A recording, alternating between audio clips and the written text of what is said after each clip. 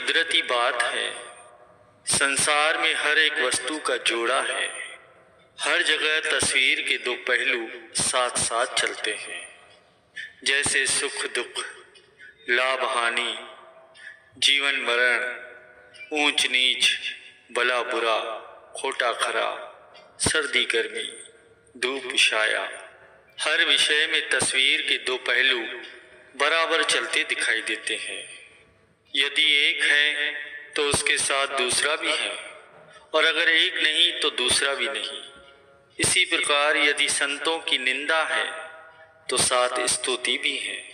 संतों की अगर निंदा करने वाले हैं तो उनके श्रद्धालु महिमा गाने वाले भी होते हैं। गुरु को वीडियो लाइक करना, सब्सक्राइब करना प्लीज़। ये सत्संग बहुत ध्यान से सुनना, कमेंट में लिख देना जय सिद्धानंद। वीडियो लाइक करना, सब्सक्राइब करना प्लीज़। अगर महिमा है तो साथ निंदा भी जरूर होगी, और अगर श्रद्धालु है तो नुक्ताचीन भी होंगे। यह बनी बनाई बात है। दूसरी बात यह है कि कुदरत की तरफ से संतों की निंदा भी भक्तों के लिए परीक्षा का अवसर होता है।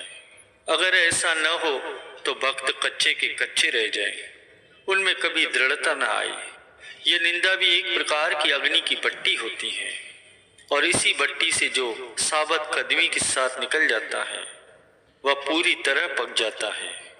वह स्वयं तो तर जाता है और दूसरों को भी तारने वाला बनता है। जैसे कुम्हार का घड़ा आग की भट्टी से गुजरकर आप ठंडा हो जाता है और दूसरों को भी शीतल जल देकर शांत करता है। ऐसे ही संतों के श्रद्धालु जब निंदा की भट्टी से गुजरकर पुख्ता हो जाते हैं तो वे संतों के विश्वास के पात्र बन जाते हैं। संतों की उन पर दया उतरती है और वे उस दया के सहारे भवबंधन को काटकर सच्चे अधिकारी बनते हैं। इसीलिए संतों की निंदा सुनकर ब्रह्म में नहीं पड़ना चाहिए, और ना ही उनके चरणों में श्रद्धा को कम होने देना चाहिए, बल्कि अपने विश्वास और भक्ति में अडोल और दृढ़ रहना चाहिए। निंदक हमरा न मरे, जीवे आद जुगाद, हम तो सद्गुरु पाया निंदक के प्रसाद। संत शब्द अत्यंत ही मीठा, सुंदर, शांतमय और कोमल शब्द है। और फिर यथा नाम तथा गुण की बाती संतों का स्वभाव मीठा। संत शांत स्वरूप और शांति के दाता, परोपकारी, दूसरों के दुख को देखकर दुखी और दूसरों के सुखों को देखकर सुखी, और जो स्वाभाविक ही दयाल स्वरूप तथा सबकी भलाई चाहने वाले होते हैं। तो संसार में कुछ लोग उन पर कटाक्ष करके उनकी निंदा करते हैं। वैसे संतों के दरबार में 3 प्रकार के जीव आते हैं, एक उत्तम, दूसरा मध्यम और तीसरा निकृष्ट, अर्थात धर्मी, कर्मी और शर्मी। उत्तम वे होते हैं जो धर्मी आते हैं, यानी सत्पुरुषों के दर्शन करना, उनके वचनों को सुनकर मनन करना और उनके दरबार की सेवा करना अपना धर्म समझते हैं। वे किसी दूसरे की ओर ध्यान नहीं देते कि कौन सेवा कर रहा है और कौन नहीं कर रहा, कौन अपने धर्म पर चल रहा है और कौन नहीं चल रहा। वे किसी की तरफ नहीं देखते, चुपचाप अपना काम किए जाते हैं। वे सेवा करते हुए न किसी दूसरे के ऊपर एहसान चढ़ाते हैं न थकते हैं। गुरु दरबार के काम को अपने घर का काम समझते हैं। ऐसे जीवों को उत्तम संस्कारी जीव ही कहना चाहिए, क्योंकि ऐसे जीव पिछले कई जन्मों की कमाई के उत्तम संस्कार लेकर ही संतों के पास आते हैं। ऐसे जीवों के द्वारा परमार्थ की बहुत ही वृद्धि होती है। वे आप तो तरते हैं और दूसरों को भी तारने वाले बनते हैं। दूसरे मध्यम वे होते हैं जो कर्मी आते हैं। दूसरों को सेवा करते देखा तो ये भी सेवा करने लग पड़ते हैं। उनके अंदर पिछले जन्म की भक्ति के संस्कारों का कुछ बीज होता है, और वर्तमान परमार्थिक कर्मों की सहायता से वह बीज फैलने लगता है, और सत्संग की बरकत से रूहानी कर्मों में लगकर अपने आप को दृढ़ बना लेते हैं, और फिर दूसरे जन्म में भी ये संस्कारी जीव कहलाने के अधिकारी हो जाते हैं। और तीसरे प्रकार के निकृष्ट जीव, जो दूसरों की देखा देखी लोक लाज के कारण शर्मो शर्मी सत्संग में आते हैं। वास्तव में उनके अंदर पिछले जन्म की भक्ति के कुछ भी संस्कार नहीं होते, परंतु फिर भी शर्मो शर्मी आते रहने से इनके अंदर भी भक्ति के संस्कार बनने शुरू हो जाते हैं, क्योंकि सत्संग का बड़ा प्रभाव होता है। यदि पिछले जन्म की कमाई नहीं तो अब होनी शुरू हो जाती है, और इस प्रकार से वे भी एक दिन अपना काम बना लेते हैं।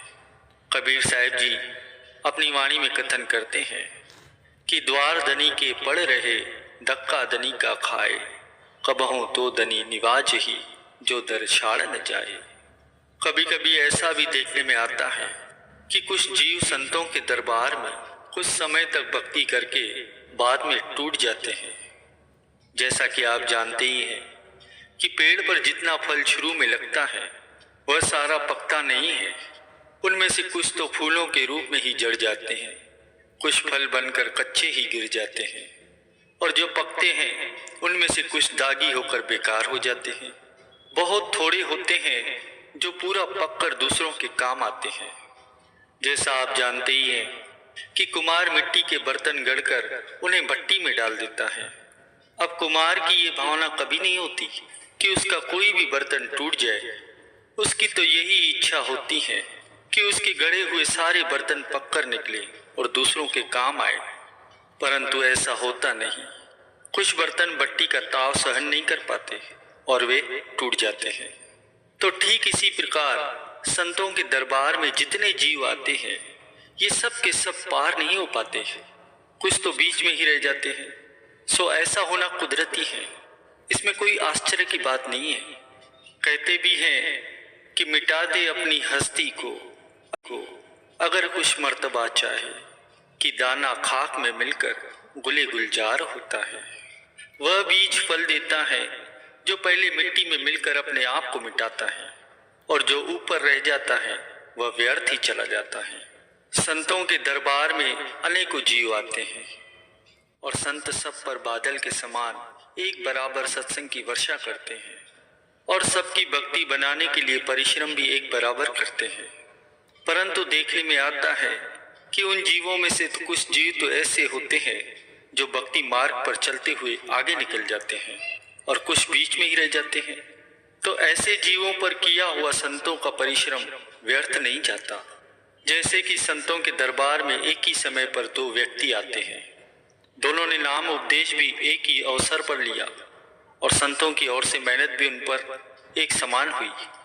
अब दोनों में से एक तो संतों के वचनानुसार आचरण करता हुआ भक्ति में लगा रहा, और दूसरे ने मन और माया के चक्कर में आकर सत्संग को ही छोड़ दिया। ये बात तो सत्य है, और ऐसा होना भी संभव है, क्योंकि जहाँ भक्ति के भंडार खुले होते हैं वहाँ साथ साथ माया भी अपना काम करती रहती है, और मन भी माया का ही बना हुआ है। वह भी माया के साथ मिलकर जिज्ञासुओं को धोखा देता रहता है। इसमें कोई आश्चर्य की बात नहीं है। अब यहाँ पर विचारने योग्य बात है कि जो भी जीव कुछ समय तक भक्ति करके संतों का साथ छोड़ के जाता है, तो उस पर की हुई संतों की मेहनत का क्या होता है? उस पर की हुई संतों की मेहनत व्यर्थ नहीं जाती। जैसे कोई अध्यापक है, वो सारे विद्यार्थियों को गुरु को वीडियो लाइक करना, सब्सक्राइब करना प्लीज़।